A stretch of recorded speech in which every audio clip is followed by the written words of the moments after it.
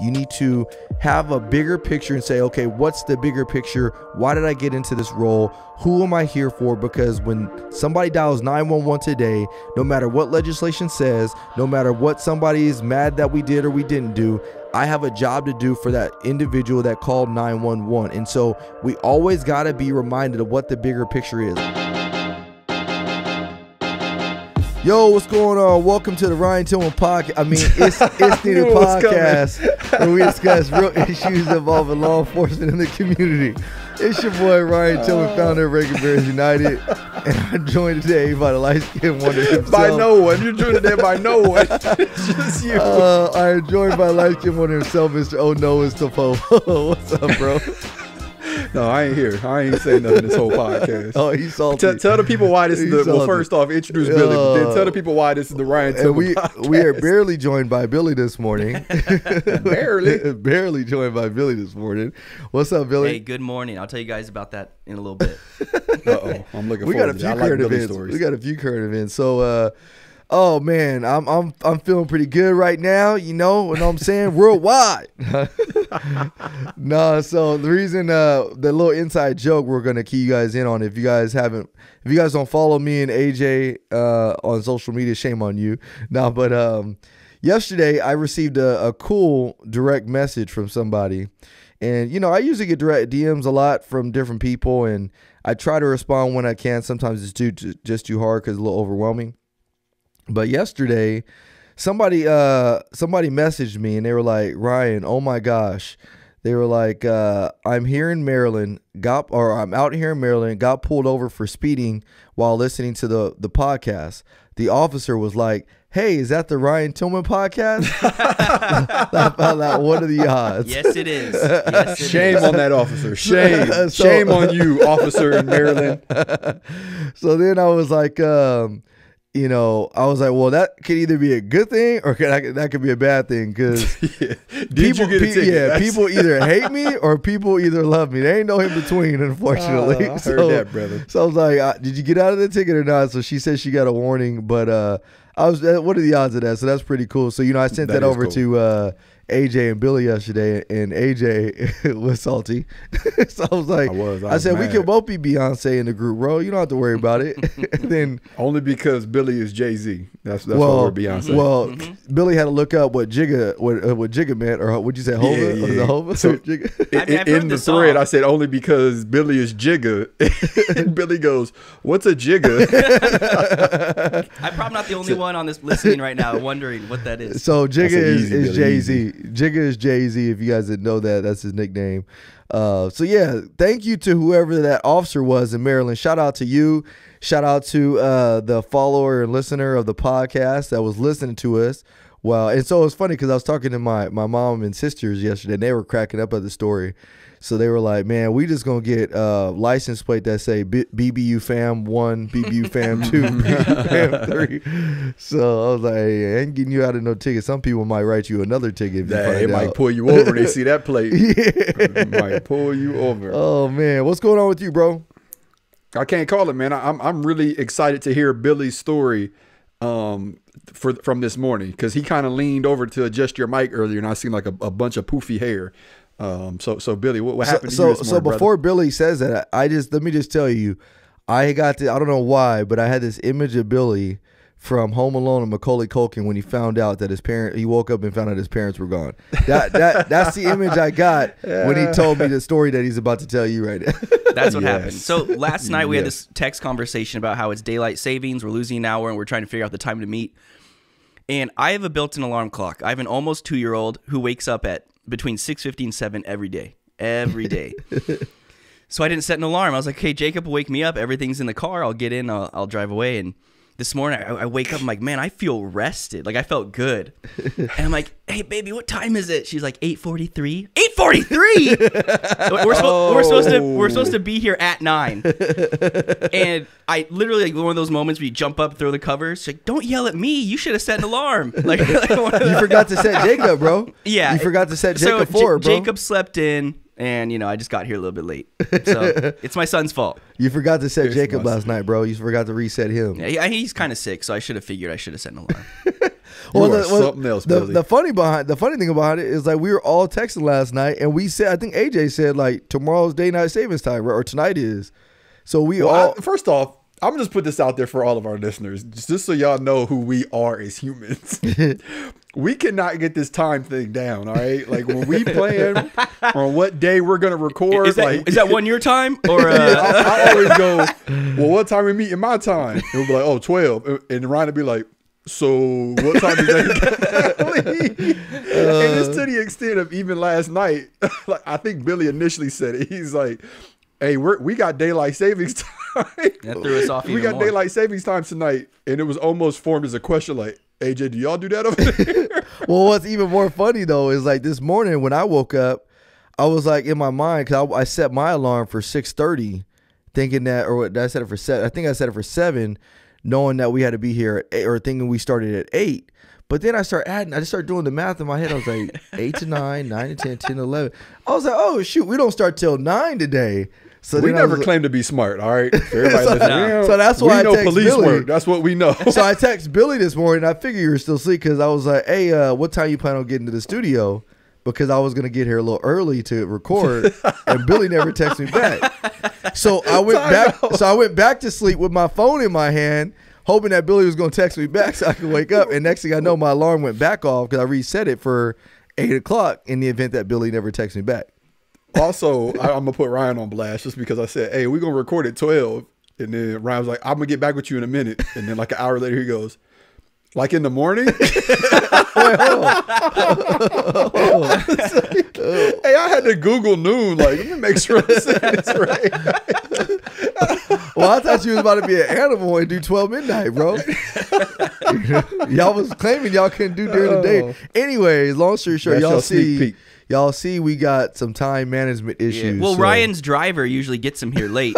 That's true. That's true. His chauffeur. Yeah. Hey, I was so filled with joy this morning when I knew I was at the studio before Billy this morning. Yeah, I was kind of pumped too because you sent that out and I was like, And then Billy said pulling up. And I was like, well, is that like a Ryan pulling up? Or like yes, it was.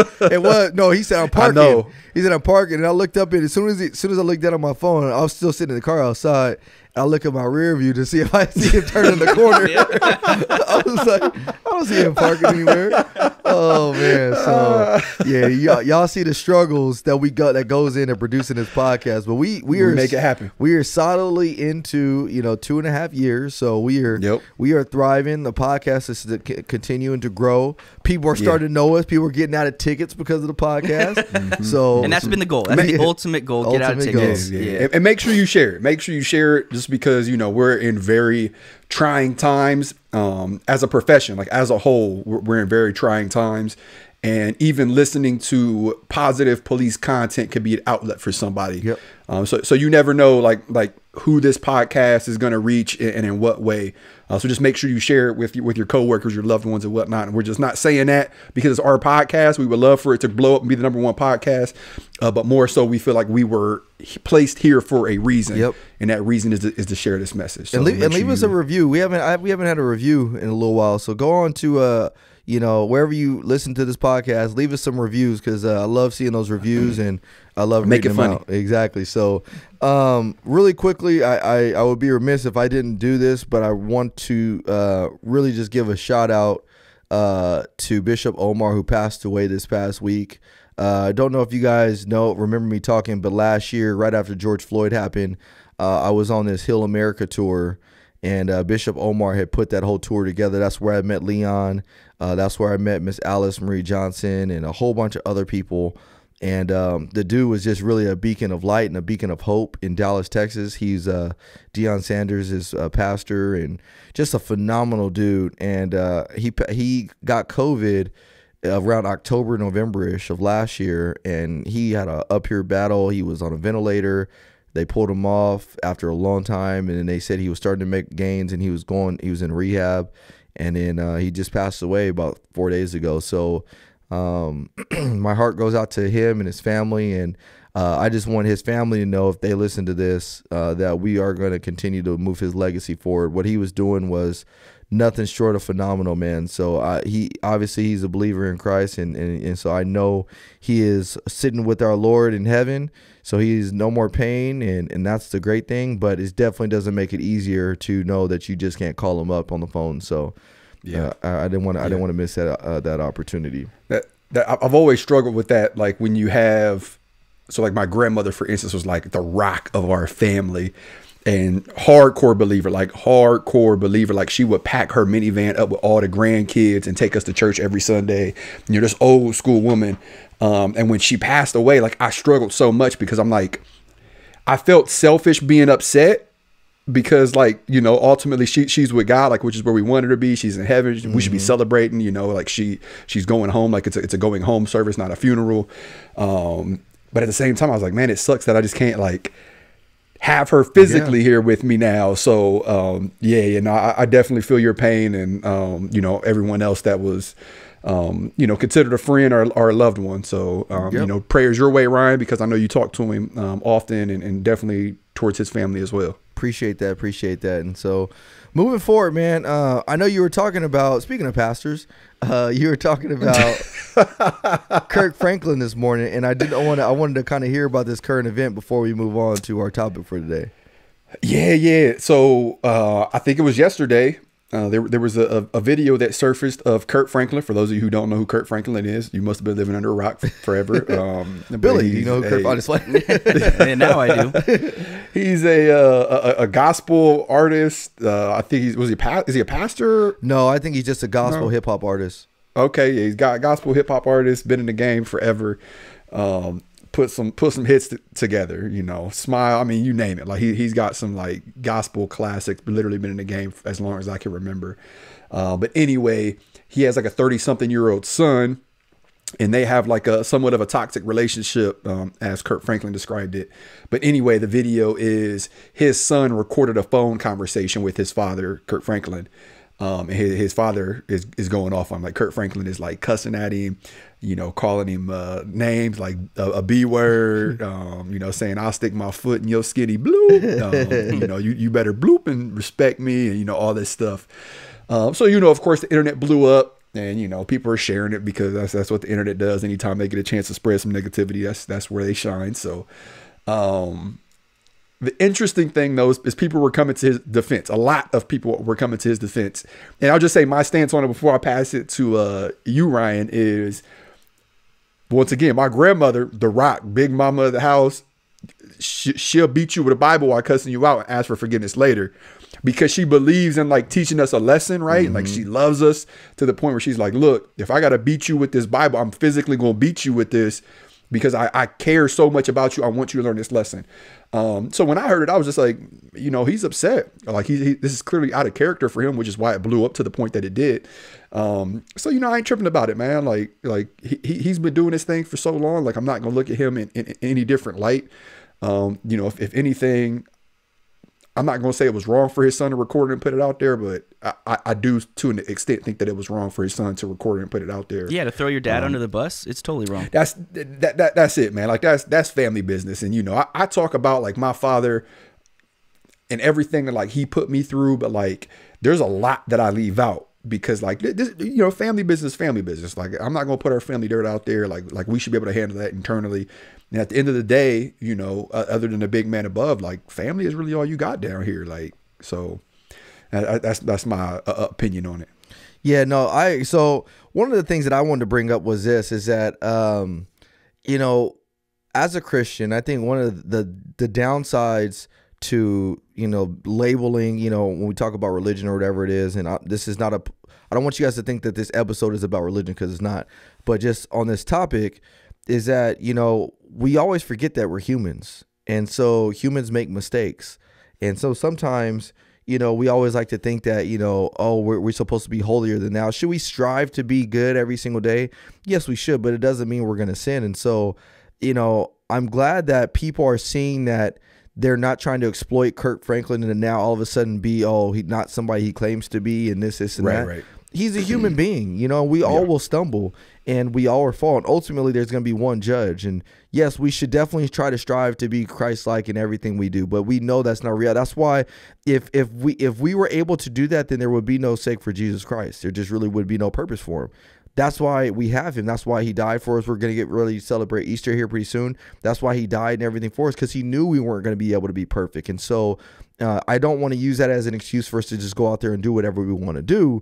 But at the same time, that doesn't mean that we're not going to stumble. We're not going to fall. It's just a matter of how we get back up. And so I'm glad, and I hope people don't, take this as something like, oh my goodness, now I don't know what to believe. And see, this is why I don't like Christians, because they're so hypocritical, because people always try to use that. Oh, they're such hypocrites. This is why I don't believe in it. It's like, no, that's not why you believe in that. You're just using that as an excuse as why you don't believe it. In some cases, I'm not going to say every case. Oh yeah, absolutely. But the cool thing is almost immediately after I listened to that, I started thinking about how does this relate to my life? How does this relate to our lives as police officers, and even with this podcast? Like, how can we turn this? Yep. Hold on one second. I'm gonna introduce a special guest real quick. All right, we're gonna take a real quick left hand turn. Leon, what's going on, bro? I got you on speakerphone. What's up, big bro? What's going on? Leon, so it's funny you called me right in the middle of recording our podcast. So AJ can hear you, and Billy can hear you. I got you on the mic. So you were dropping in on a special guest appearance of the podcast. Yo, what's up? I wish I was on screen right now, but I send my love to all the amazing people out there tuning in, and to my brothers, man. I know y'all having a powerful discussion. Man, Leon, we appreciate you, bro. I love you so much. I know AJ. I know you can't hear AJ, but he extends the same regards, and so does Billy. Yep. And before I let you go and call you back, bro, I gotta tell you, happy birthday, bro. Oh, thanks, bro. I appreciate it, man. Oh, you getting old over there, bro. I saw the gray hair coming out, bro. You can't hide it. Hey. You still got the peach fuzz on you? Oh, hold on, bro. Hey, hey, there's not enough dye in the world that can cover up that gray hair, my brother. I love you, bro. I'm gonna call you as soon as we get done. All right, I love you too. I love all y'all, man. I'll talk to you soon. Talk to you soon. Bye.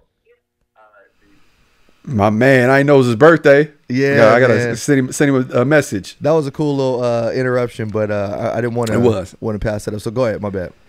I was just saying, like, as soon as I listened to that, like, I immediately started to think, like, how can I compare that to my life? How can I compare that to our lives, like, in the profession, and more importantly to this podcast? And I started to think that Kirk Franklin has held a leadership role for a very long time in the gospel world, meaning he's probably sacrificed a lot of his life and poured it into being a gospel artist.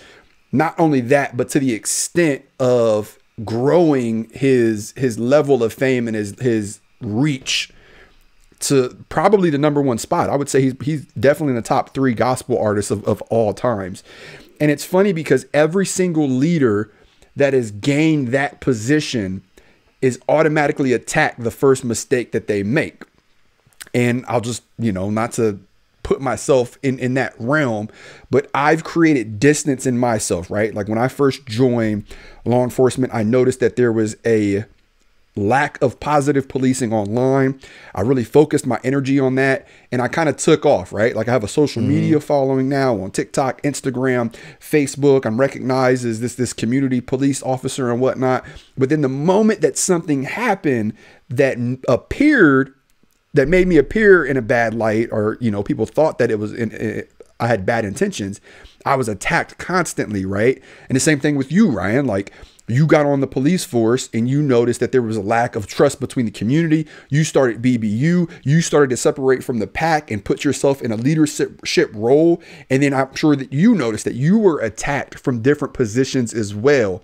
And the only reason I bring up that comparison is I would say every police officer out there is in a leadership role of some sort of fashion. When you're in that leadership role, what I want you to understand is you're going to be attacked. They're going to put you on a pedestal. They're going to have higher standards for you, especially coming off of 2020, right? Like we all felt that pressure. We've all felt that heat. But the cool thing about being in that leadership role is exactly that. You have all eyes on you. So it's up to you to make the people believe, right? So when people attacked me, oh my goodness, I can't believe you punched that guy. I can't believe you did X, Y, and Z. I didn't let it faze me, right? Like it bothered me. Don't get me wrong. Like I went through some personal stuff. My brother Ryan helped me out. Billy helped me out. I leaned on my outlets, but at the end of the day, I didn't let the outside world see the effect that it had on me. I was transparent, right? I told them, hey, this is hard. You're not going to see me post for a while. But after that, I bounced back, and I bounced back with force, right? Like, oh, you thought I was killing it before? Just wait. Now I'm coming back tenfold, right? Like I'm going to kill it even more, right? So I just want to talk about like that leadership role a little bit, the weight of the world that we feel while we're going through our journeys, while we're in these leadership roles, and how we can continue to push through it and shine and cross that finish line together. So you bring up a lot of good points, and I love this is a good segue into just talking about the topic for today is, just leadership in law enforcement, why it's important and why it needs to be based on a solid foundation. And the reason this is important to realize is like, every single day we if you're in law enforcement, if you're going into law enforcement, you got to ask yourself, what is your purpose for going into law enforcement? Is it to go out there and really be the change you want to see in the community? Is it to go and do all the change in the community, but use that in order to promote within the ranks so that way you can start change within the organization? But we need to be striving for something. I was having an interesting conversation with somebody this week, and we were talking about this whole concept of, officers that just show up, do their job, and go home. And then when they do that day in, day out, they start to develop this negative stigma about the profession. And so in some way, shape, or form, I think every single one of us, whether you agree with it or not, we need to be striving to be a leader in some shape or form in our life, whether it's with our family, whether it's with our friends, whatever it is. And the reason that's so important to understand is because that is what kind of gives us a purpose. But not only that, somebody, whether you realize it or not, is going to be looking up to you and going to be trying to follow what you do. And so that's why influence is so important. And people don't understand the value of having influence. So everything we do in law enforcement, the moment you put that badge on and that uniform on, you automatically have an influence. And what are you going to do in order to shape the way people view the profession? Because you are now, whether you like it or not, in a position of leadership.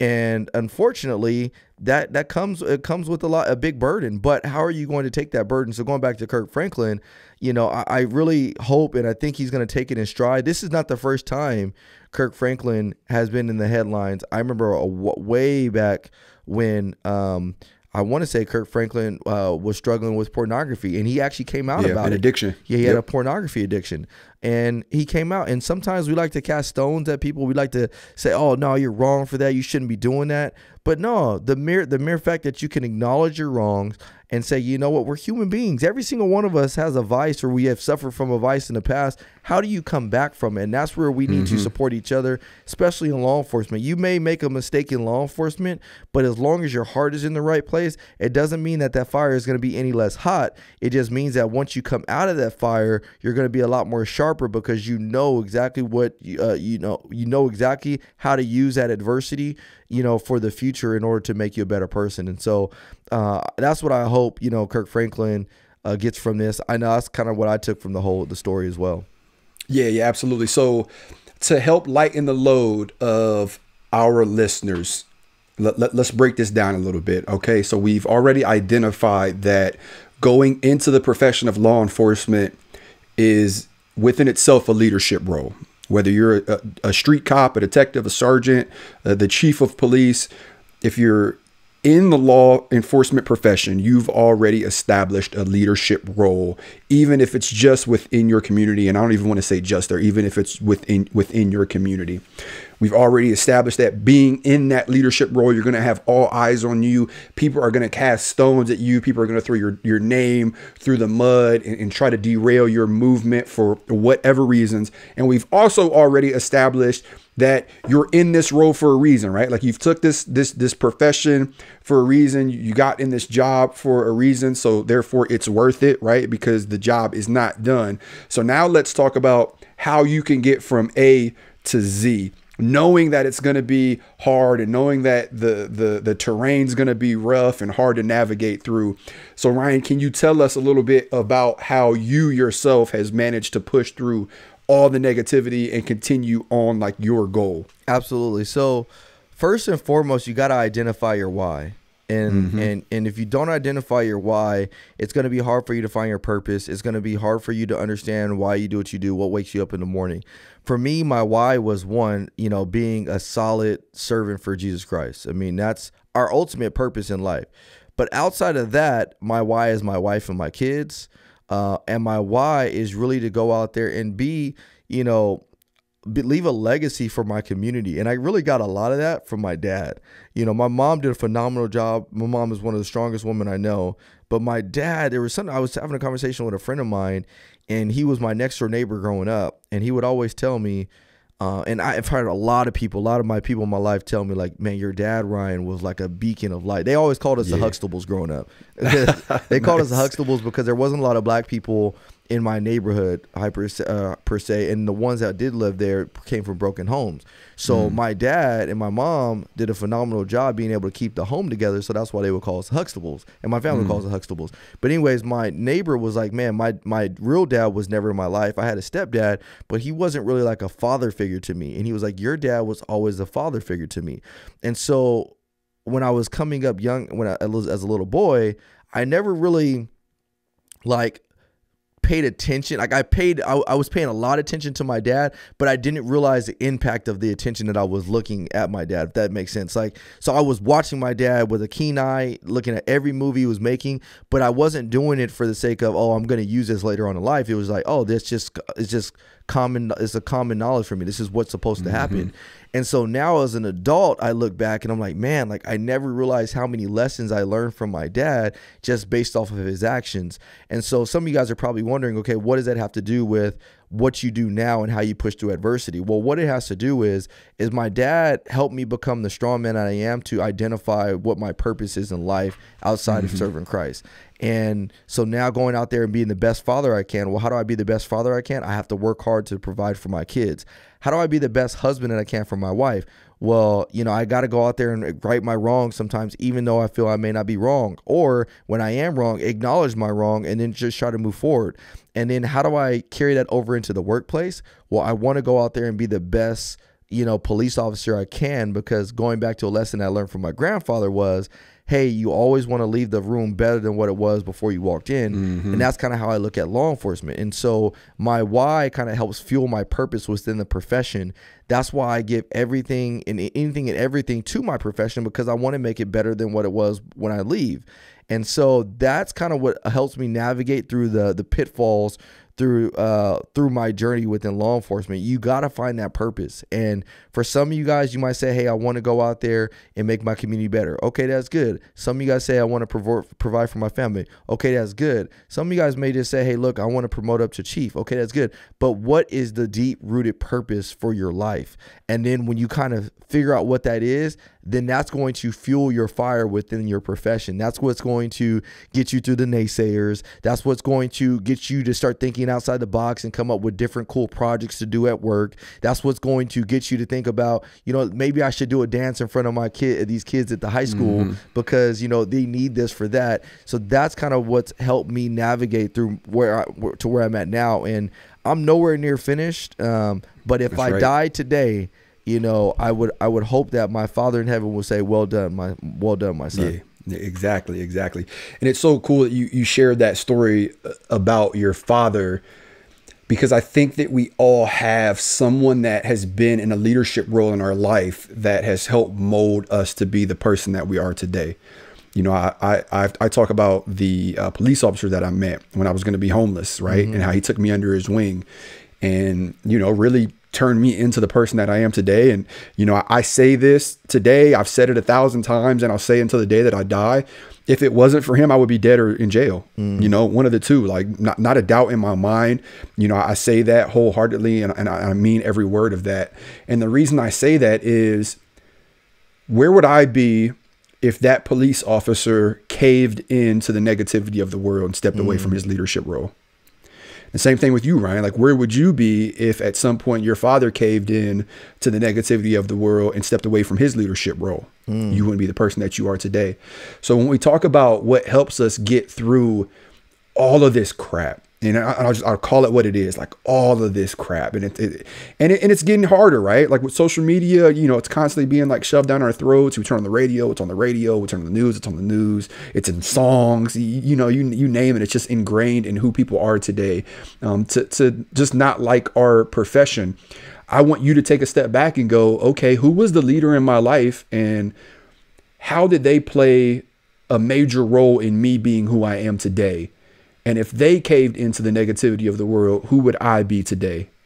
And that alone should keep you going, because you are, whether you know it or not, you are a leader to someone. Someone in the world is watching you, even if it's from afar. You may not even know that this person exists, but you are a leader to someone, and you're inspiring them to be the best version of themselves strictly by you being alive. So who are you to strip that away from them? Yep. And that's just something that I constantly remind myself of. Like, you know, even when I was going through that storm of, you know, I used force on that guy, and it seemed like all my outlets were slowly closing in on me, right? Like I couldn't go to church because there were protesters there. And I couldn't go to the gym because people would recognize me, and I was afraid somebody would throw a weight at me. I had protesters at my house, like literally at my front door, banging on my front door, Facebook Live and the whole thing. And I literally felt like it was like hard to breathe, and like the walls were closing in on me. Like I had to take a step back and go, am I going to let them win? Like, am I going to let the negativity of the world control not only who I am, but control the people who look up to me and affect the people who look up to me and expect me to win? And that's what I really want, like, our listeners to focus on, like with this episode, because that's what our world has become. Yep. And I'm not going to say as a whole, but, you know, this Kirk Franklin thing is just a prime example of that, right? Like Kirk Franklin is in a leadership role, and he's busted his tail to be in that role. He's changed who I am. Like I grew up listening to Kirk Franklin. Me and my cousin would like sing Kirk Franklin songs growing up. My grandmother would play some Kirk Franklin on our way to church. Like these are fond memories I was playing Kirk Franklin on the day of the conference when I woke you up. The morning of the conference, Ryan slid in his drawers and socks, like what was that? What's his name in that movie where he slid in? Tom Cruise, right? Blasting some Kirk Franklin. But yet the moment that he slips, or the moment he appears to slip, we cast stones at him. We all tune in and we're like, wow, how's this going to affect him? And people are commenting on his social media and whatnot. And I just need you to know, like, you might find yourself in that position at some point. So before you fall into that trap of negativity, I want you to remind yourself of that first. And then I also want you to mentally prepare yourself, because you're in a leadership role, whether you know it or not. The moment you put your hand up and you took that oath saying that I will protect the citizens of this area that I serve, I will uphold the Constitution, I will uphold the state laws and the city laws, boom, you're in a leadership role. So I really want you to understand that. And then I want you to understand that you could get through the negativity, and it's important to get through the negativity because it's worth it at the end. Yep. So two words come to mind when we're having this discussion, and those two words are bigger picture. And what I mean by that is, I think sometimes we lose track of the bigger picture. And I'm going to tie this all together, so bear with me because I might ramble. But, you know, I look at the Kirk Franklin situation, for example. You know, everybody sees this situation where he actually showed himself as being a human being. You know what I mean? We put him on a pedestal, and so we look at this incident, we're like, oh my goodness, I can't believe he did that. But what have we done? We've lost track of the bigger picture. What's the bigger picture? What is all the work that Kirk Franklin has done throughout the years, you know, to describe and show who he is as a person? That's the bigger picture. What has he tried to, how many people has he won to the kingdom of God? That's the bigger picture. So how does this relate back to law enforcement? You know, I'm going to give examples for the line level officer, and I'm going to give examples for the commanding officers, even though I'm not a commanding officer. And the reason I'm going to do that is because one of the unique things that being a business owner has done for me is allowed me to focus on the bigger picture. And Billy can attest to this, because I'm sure there's times where Billy will get frustrated with me because he'll send me a post or something, and I may say, hey, tweak this. It might be the smallest little thing. And sometimes he's like, he may, or somebody else may be like, I don't think it's a big deal. But I'm always thinking about the bigger picture, because I know I have to consider everything that goes into what I say, what comes out of my mouth. So we talk about the line level officer. You know, you're on patrol or you're in a special assignment. and your bosses tell you to do something, or your bosses get on your nerves because they're micromanaging every little thing that you're doing. Well, why is that so bothersome to us? Is because we don't have a viewpoint of the bigger picture. The bigger picture is that from their eyes is that, hey, look, I got a department to manage. I got a city to manage. I got litigation to manage. I got liability to manage. And so you're just seeing this incident as, oh man, this is so stupid. This is small. They're telling me I should have, threw a and in the sentence as opposed to a if in the sentence. And you're like, man, this is so dumb. It's frivolous. And I'm guilty of it. But yet in their mind, they have bigger picture at heart. But at the same time, some of our bosses, the commanding officers, lose track of the bigger picture for our line level officers, whereas they're so focused on litigation, liability, what are they going to say, what are they going to do, that you've lost track of how your officers feel, what's going on at home, what is this making them do. And so what's my point in saying all of this is that the reason it's important, this conversation that we're having today is important, is because we need to refocus on the bigger picture of life. We get so bogged down by a specific event that it clouds our vision and we lose track of that bigger picture.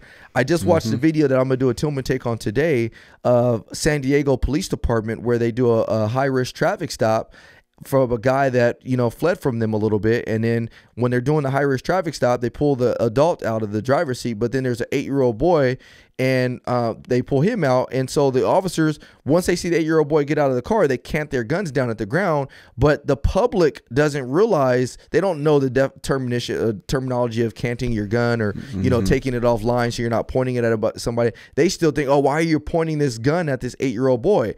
And so what happened from this is all these people in San Diego are going out protesting, saying these officers are pointing a gun at an 8-year-old boy, not realizing that they're not pointing the gun at the 8-year-old boy. Yeah, so they were low ready. Exactly. So why they're the low ready. So why is that important to realize? The reason it's important is because we've gotten so clouded by an event that we lost track of the bigger picture. We lost track of the fact that this guy put his own son in danger by not stopping for police when they told him to stop. We lost track of the point that his dad was doing something he shouldn't have been doing and put his own son in that situation. That's the bigger picture. And so this is why leadership, if you want to be a leader in life, not just in law enforcement, but if you want to be a leader in life, you should always be trying to figure out and try to, learn how to move forward. How can you better yourself? One of the things I do, and so to give you guys some application to everything that we're talking about, one of the ways that I've, tried to strive to be a better leader, be a better influence in life, is I'm always either trying to read something or listen to something. Right now, I've been on this John Maxwell kick.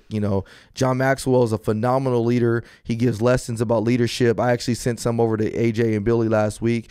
And so I listen to personal development stuff in order to help me be a better leader. Right now in my department, I'm in a position where I manage a small team.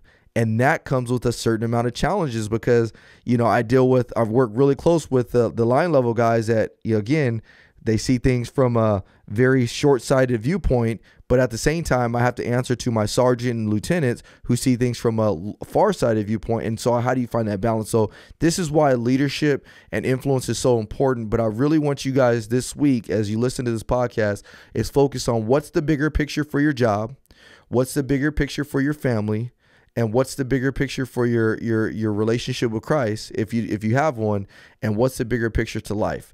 If you focus on the bigger picture, sometimes it makes it a little bit easier to understand the things that seem frivolous or the things that just seem redundant. It kind of gives context to why you do those things, and it kind of brings that whole picture together. I'm trying to think of how to transition into I'll just say it. Anytime that I'm going through like a difficult time, we'll just use 2020 as an example, because I think 2020 was difficult for 99.9% of the people. I never pray that it gets easier. I pray that I get stronger. And that's the mindset. Like when we break this conversation down to its truest form, that's the mindset. Like, I don't pray that things around me get easier. I just pray that I get stronger so I can get through it. And I feel like as a leader, that needs to be your mindset. And to break that down into even a lower form, as a police officer, that has to be your mindset, especially in today's society. Like, we get so wrapped up in well, they need to understand our viewpoints. They need to, the world needs to. And I'll agree with some of these things, right? Like we do need educate, like general education on our job and whatnot. But at the end of the day, we need to get stronger. We need to figure out how to navigate through this terrain and how to rebuttal some of these attacks, right? Like Ryan, you do an anti-bullying class, correct? Mm-hmm. And we've talked about this. I'm pretty sure at one point, and I'll just share my mindset with anti-bullying. I don't think it's going anywhere. You're going to get bullied no matter what. So my solution, at least, and I'm pretty sure this is Ryan's as well, is how do you deal with it? Yep. How do you navigate through it? Right? Yep. Like this applies to so many different aspects of life, especially with law enforcement. You're going to be attacked. You're going to be hated. How do we navigate through it? Because you're in this leadership role, your job is important. We know that the terrain's going to get rough. How do you navigate through it? Yep. And that's exactly it. It's like we need to learn how to become stronger, right? Like we need to learn what outlets are good for us, what outlets are bad for us, right? Like, are you going to turn to the bottle, or are you going to turn to a friend? Are you going to turn to drugs, or are you going to turn to a peer, right? Like these are things that we need to consider when we're in this role, especially during these times. So I don't know. I just thought that this topic would be good for us to talk about, and more so for people to hear, because I feel like it is easy for us to forget the role that we took when we raised our hand and we swore the oath that we did. And you know, in today's society, the storm that we're facing as a whole. So I just kind of wanted to leave our audience with something on a motivational point, but very topical in a sense. It's kind of funny that you bring up the anti-bullying, is because it's advertised as an anti-bullying presentation. But you're so right. Nowhere in my presentation do I say, okay, if you do these things, bullying is going to go away. Actually, what the presentation turns into is I identify people in life that have been bullied their whole life and what they did with that adversity to make them who they are. And so the faster you can learn how to embrace the adversity, the faster you're going to be able to get to where you want to go. And it's going to make you a stronger individual for it. And so that's why, you know, I love doing that. One, I love doing that presentation, but that's kind of how you asked me a question earlier, is how do I, you know, navigate through this treacherous water sometime to get to where I'm at? You know, that's how I do it, is I just got to embrace it. Don't get me wrong. There are times where I want to cuss folks out like Kirk Franklin. There are times where, you know, I don't want to talk to nobody. There are times where, you know what, I might be guilty of talking about people behind their back because I'm frustrated. I am a human being, but yet sometimes, you know, you need that in order to vent it out. And then once you flush it out, then it's okay. Now let's get back to reality. Let's get back on the mission. Don't let those people steer you off your track, and continue to push forward. And so, I'm with AJ on this one. I really wanted today to be a little bit more motivational for you, for those that are either in the process of going into law enforcement, those of you that are currently in law enforcement and just frustrated with where things are going. And don't get me wrong. Let me throw this out there, and we'll wrap it up on this pretty soon. But right now, it's tough to be in law enforcement. I know we keep saying that. You ain't lying. But man, like, I'm looking at some of the laws that are being passed. Some of the, the bills, the legislation that's being passed in Chicago, in Seattle, in Oregon. I mean, it is not getting any easier to be a police officer at all. But yet it's getting a lot harder to survive as a human being in general, because there's no punishment for what people do. And so, you know, you talk to a lot of the old heads in law enforcement. They're like, "Oh man, I'm glad I'm not a cop no more. Couldn't pay me enough to be a cop right now. You couldn't pay me to be enough." And you know what? In a lot of what they say, they're absolutely true. It's kind of hard to imagine to be a police officer right now. But there's always a but. If you're one of those people that are trying to be in law enforcement, or you're currently in law enforcement and you're fed up with how the system is right now, this is for you. You need to change your way of thinking. You need to have a bigger picture and say, okay, what's the bigger picture? Why did I get into this role? Who am I here for? Because when somebody dials 911 today, no matter what legislation says, no matter what somebody is mad that we did or we didn't do, I have a job to do for that individual that called 911. And so we always got to be reminded of what the bigger picture is. I've said this before. I'll say it again. right now I think is one of the best times to get in law enforcement, because we can go out there and really curtail the change in law enforcement, be the change that we really want to see. It's gonna get tough. It already is getting tough. We got to go through, it's a little bit of fire, but I always go back to the analogy that E.T. always uses, how diamonds are made. When you first go out and find a diamond, a diamond doesn't look like a diamond in its most natural form. A diamond looks like just a regular rock. But after a while, once you find and identify like, hey, this diamond has potential, it has to go through a lot of cutting, and there's a lot of pressure applied to that rock. And this happens over and over and over and over again, a lot of cutting and a lot of applied pressure. And after a while, what happens is that nastiness, the rock, the way it looks in its purest form, becomes a diamond. And it's that diamond that you see on, a lady's finger. It's that diamond you see in these jewelry stores. It's that diamond that is now worth, over $1 million. And so that's kind of how I view law enforcement right now. Right now we have to cut away a lot of the tarnishes in this rock. And ultimately what's going to happen is this nice diamond is going to emerge from it. And that's just my mentality. So some of you guys may criticize me for the way I think, but think about it. I could either have that mentality, or I can have the opposite and just be negative about everything. And it's been proven that negativity leads to a shorter life. Why? Because you have more stresses. Stresses leads to ulcers. Stresses lead to, different ailments in your body. And so I just choose to just have a positive attitude for the most part, because I ain't got no time to be worried about the stupid stuff. Ain't nobody got time for that. And as Billy once informed us, talking positive to plants make them grow faster. So, bro. Yeah.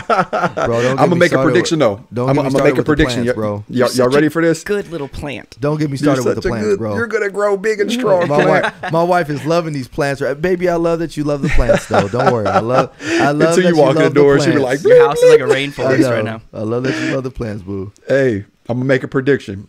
By the end of the year, I'm gonna mess this word up. The pendulum will swing back in our favor. That is my prediction. You already see major cities refunding the police and reversing like all of these policies that they put in place because they've seen like the negativity and like the adverse effects that it has. So my prediction is by the end of the year, we as a profession is going to take a step back and go, that's a positive outlook on things, man. That's positive. Would you learn that? I'm telling you, it's already happening, and we're not even halfway through the year. Oh, I got bronchitis. Ain't nobody got time for that. Oh, yes, sir. Yes, sir. I could hear your little. Never mind. I ain't gonna say I was inclining your phone. Your little iPhone 1 speaker went out. I'm sorry, I don't got the iPhone 15 like Billy has. Billy. Any parting words, Billy? I know you kind of listen in, and Billy's still waking up since he. Yeah. Well, okay. So my Bible study, we're going through Proverbs right now.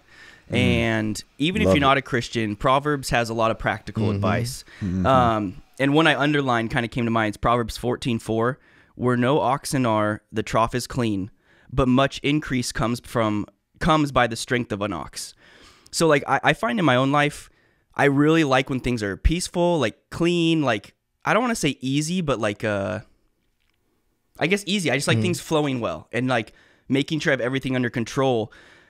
But that can lead to a sterile life. So you almost need to embrace, like, look, if you want work getting done, or if you want increase, like, you need the ox, and the trough is going to get messy. So we need to embrace the mess, embrace the pressure, and almost enjoy it. Like, if you're living life, like, if you're going through a hard time, good, you're living. Like, it's happening, you're doing things, and we need to enjoy that process. Embrace the struggle. That's what I always tell people. Embrace the struggle.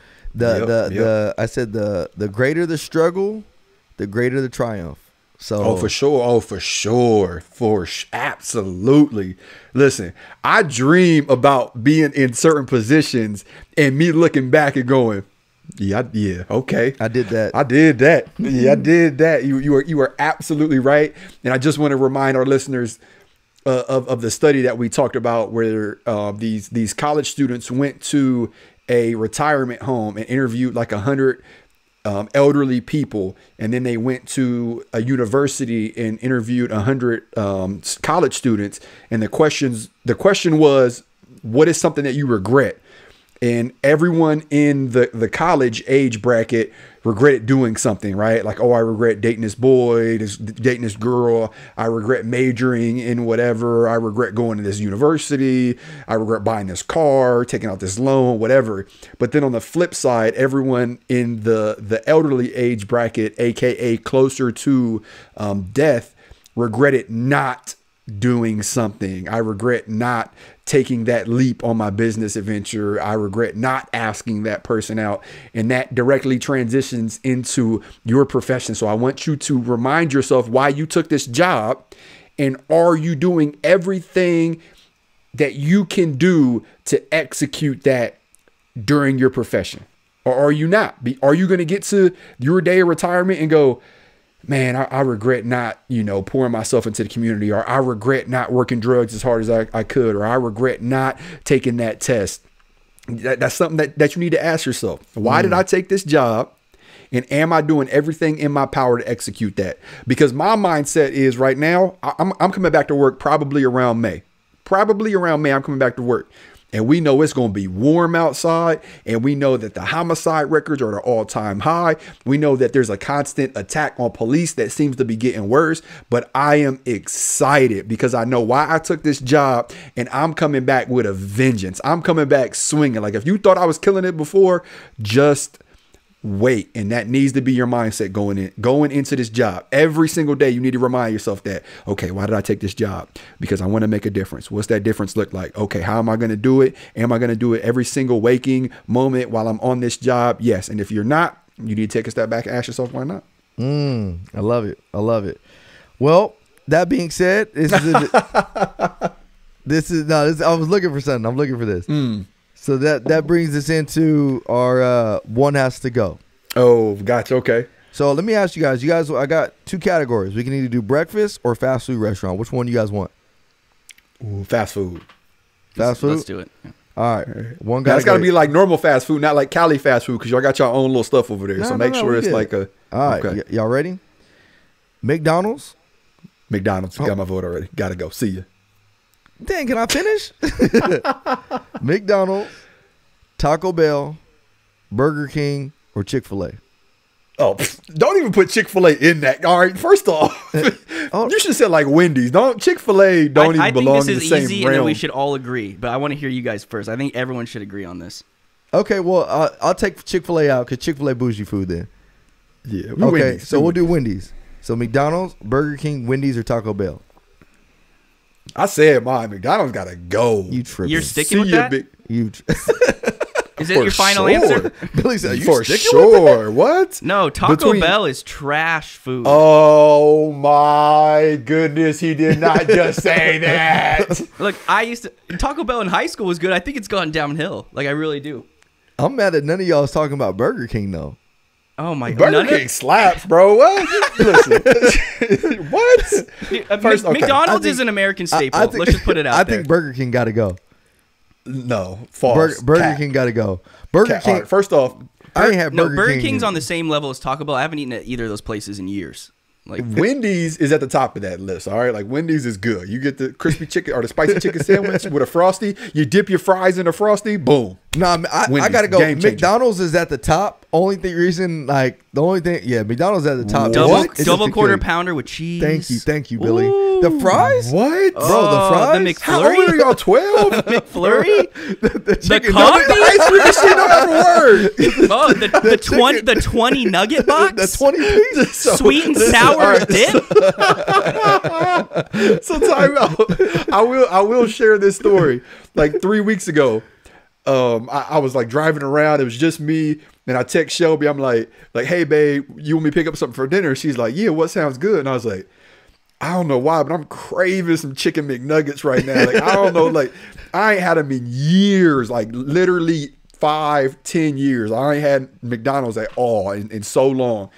I ate them nuggets. My stomach was tore up. I was like, I didn't my say you'd feel good after. Hey, if I didn't care about my life and I can go out and just eat whatever fast food right now, bro, I would, man. Taco Bell. No, Negative. if I wanted a shell with some lettuce and one piece of meat, a chalupa? You get the chalupa with the hot you, sauce and put it AJ, y'all you must have tripping. no self-respect Y'all tripping. at all. Y'all Nah, tripping. bro, you. So all right, let's on just a say late this. night, bro. On a late night, them fries though, especially with they put the right amount of salt on there. Oh, golly. Wendy's got the best fries out of all of them. what? No. Yes. You're Okay. tripping. We'll do this. Whatever. Billy, rank them from your favorite to least favorite. All four. It would go McDonald's, Wendy's. Your favorite is McDonald's. Well, out of the four we're talking about. Oh my Let God, me I'm upset. answer. I'm upset. I'm upset. This is my answer, AJ, not yours. All right, I'm Excuse me. McDonald's, Wendy's, Burger King, and then Taco Bell. And I think Burger King and Taco Bell are the same kind of nah. You know what? You know what's funny is I think my list would be the same as Billy's. But you said you would get rid of Burger King and not Taco Bell. Yeah, but So it's clearly not the same, whatever. Ryan. Okay, Taco Bell, Burger King, because I love the chalupa. So yeah, mine would Yeah, the go chalupa. McDonald's, Wendy's, Taco Bell, and then Burger King. McDonald's is both of y'all number ones. Do you guys have Del Taco out there? Del Taco's bomb. Better than Taco What? Bell for sure. Del Taco. That's why I didn't put Del Taco on there. It's like if gonna- McDonald's and Taco Bell had a baby. Yeah, and I was gonna put Panda Express on there, but I like Panda Express. Panda would too. be at the top of the list. Panda. All right. So who's beating Chick-fil-A? They're not even in the category. Yeah. I mean, they're fast food. Like, what fast food places beating Chick-fil-A? In-N-Out. In-N-Out and Chick-fil-A are they're kind the of same. They're the same. They've like No. risen Bro, you above. don't even have an In-N-Out out there. No. You don't. Oh, I saw a meme and Bianca saw AJ comment on it. It had a picture of Ohio and it said, Hey, "If you're all from right, that's enough for the Ohio, shut podcast. the bleep up." And AJ had commented on it. Oh man, Right. I mean, that's great. really. Well, that's why this is Ryan Tillman's podcast. Oh man. Well, hey, this was good. That was a good one. Hey, comment your guys' what has to go in the comments on our Facebook page. Yeah, or we got to Instagram. get to the bottom of this. We got to get to the bottom definitely of gotta this. get to the I think bottom more of this. people are with me and Billy than they are with me and AJ on this one. McDonald's. So you Ugh. crazy. You crazy. Knocking years off your life. Ain't nobody eating got time for that. McDonald's. Ain't nobody got time for that. Well, hey y'all, it's always a pleasure. It's always a pleasure talking to you guys. Billy, they are in the final run for the new baby, so we are downhill from there, and meaning in a good way. In a good way, yeah. in a good way. Yeah. It just sounded funny. Too bad he can't claim Life's it for over it. now. Hey, y'all stimmies are coming out, so if you guys got your stimmies coming in, and congrats to you guys. Get that. Ryan got $28,000 check from the government. Hey, you know what? I don't go to Ryan work got no more. 37 kids times 1,400. Hey, you know what? Well, I appreciate you guys. Hold on. Ryan pulling up in a Ferrari next week. Hey, well, and a lot of stimmy checks coming out. Oh, hold on. Cut that out. See, Hold messed on, it up. hold on. Yeah, Well, there messed goes it the up. YouTube copyright claim. Wait. Oh, cut this. What record. are you playing Hey, right now, Look, Ryan? I'm just fading the audio right Yeah, now cut, in the edit. Cut this out. No, yeah, Just cut send this us out. I want Send to do us that. out, Ryan. Money. What song is that? I have no idea. Money. So in light of y'all don't know what I had to do to get to this part, but whatever. So in light of those stimulus checks coming out for y'all that got 100,000 kids, got 1 million kids out there. We'll see y'all next week. Love y'all, and make sure you don't spend all that money in one place. All right, you know what I'm saying? AJ, make sure you don't spend it all in one place. It is a cut. It is a cut.